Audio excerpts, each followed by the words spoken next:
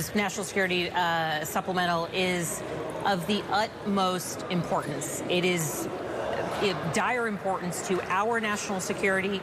And on the ground, when we were in Kyiv, what we kept hearing from Ukrainian military officials, from President Zelensky himself, but importantly also from U.S. officials at the U.S. Embassy, is how incredibly vital this aid is to Ukraine's ability to defend itself, to defeat Putin, to regain more of its territory, to protect its citizens, and ultimately to defeat Russian aggression and Vladimir Putin's army.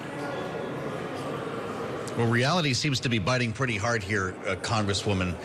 I appreciate the message that you're delivering today, but your speaker says this is DOA, that this funding will not even get a vote in the House of Representatives.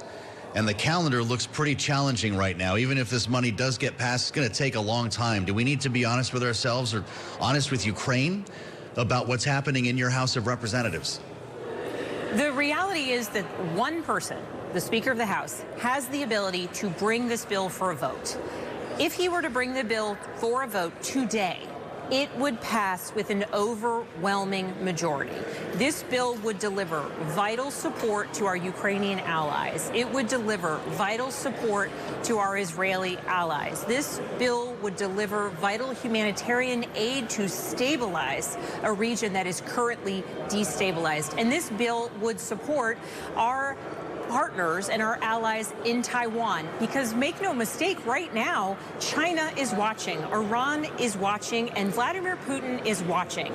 As the world is questioning, will the United States continue to be a global leader for democracy in support of freedom and American values? Will the United States actually take steps and work in its own, our own best national security interests and pass this bill?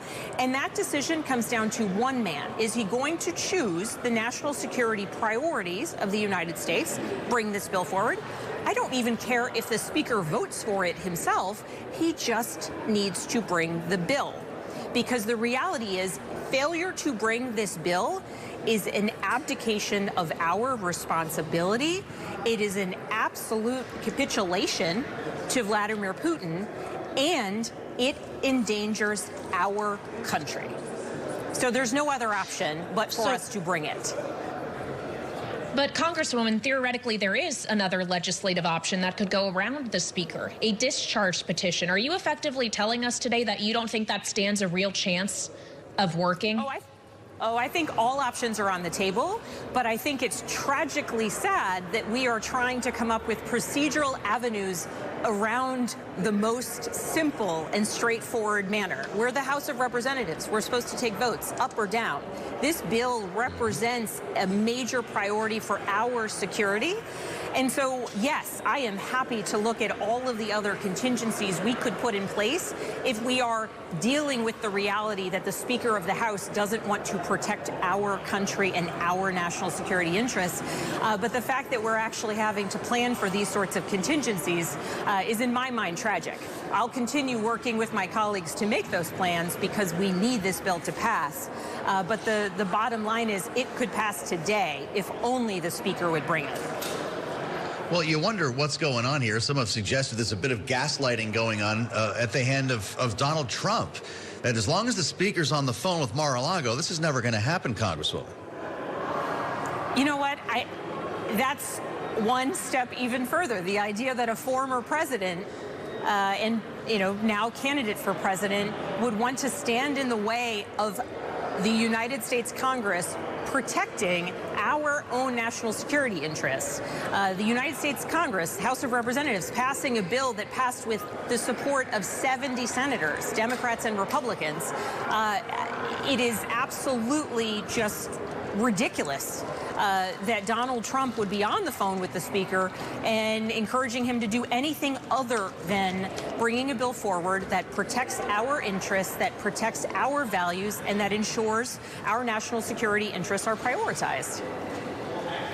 And you mentioned that you think Vladimir Putin, the president of Russia, is watching this very closely. I do have a question pertaining to Russia for you, Congresswoman. Given your seat on the Intel Committee, the chair of that committee, Mike Turner, put out a statement today saying he was asking the president to declassify all information related to a serious national security threat.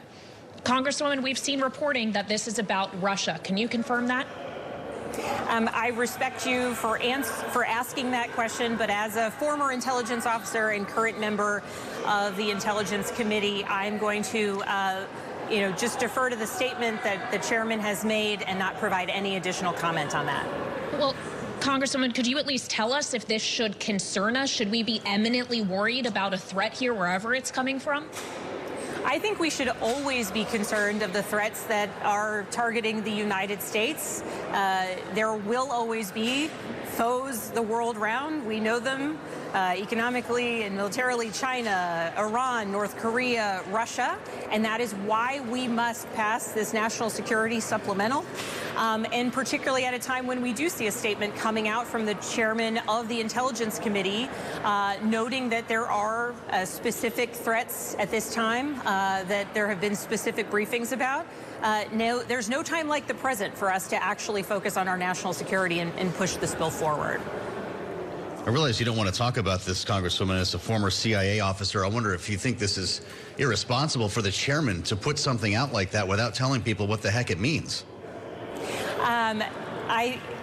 So it's not an issue of want, it's an issue of what I legally can do, and so I can't disclose any information related to what I've been briefed on. And I am aware that all statements, there's been significant, discussion within the intelligence community about what can be made public or not. And so I'll defer to the chairman regarding what he put out, but legally and with my responsibility to protect classified information, will not comment beyond what it is that he put out in his very brief statement. All right, Congresswoman. Well, certainly we respect that. We appreciate you answering what you can. On a different related matter, Joe was mentioning the legislative calendar, how it may not favor passage of emergency aid. And in part, that's because we're just a few legislative days away from potentially a partial government shutdown. The deadline is March 1st. You're going to be out of session for a few weeks between now and then. Can it be averted? If so, how?